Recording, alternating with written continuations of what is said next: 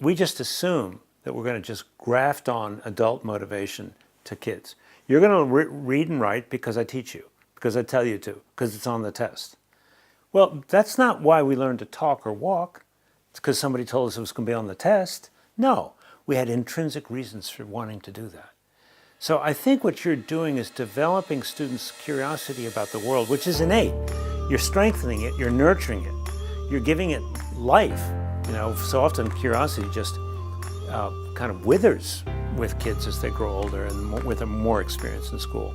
So you're giving it new life. And that curiosity becomes a kind of springboard for then having a reason to want to read and write and use math. You're giving them a context to apply literacy and numeracy. We don't work enough on real-world applications of those skills. Oh, it's for the test. You know, just do these practice sheets. Take home 25 dittos. As opposed to, you know, tell me about what you just learned about that culture. What interested you? What made you curious? What would you like to learn more about?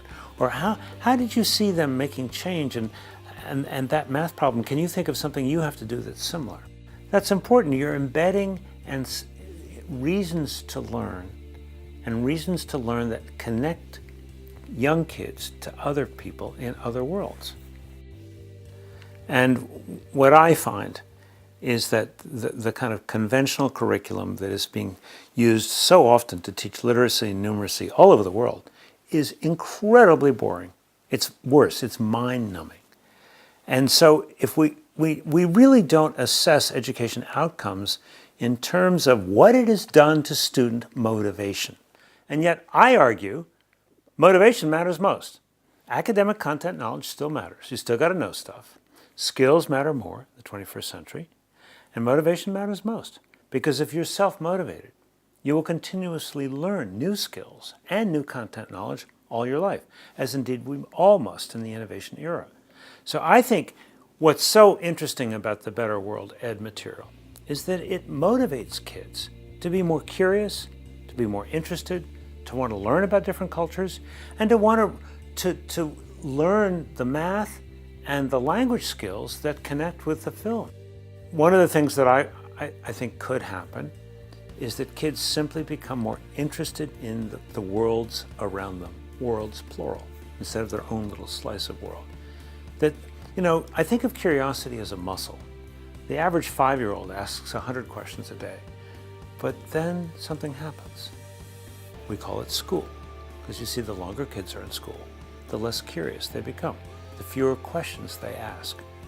And so, to me at the least, this would be a way to really continue to nurture and develop the muscles of curiosity and interest, and in the end, of engagement.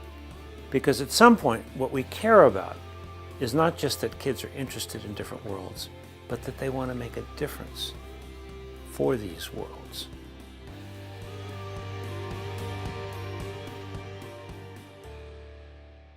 You're going to talk? Sadie, sit. Sit. Sadie, speak. Oh no, Sadie, that's terrible. She tells me all the secrets.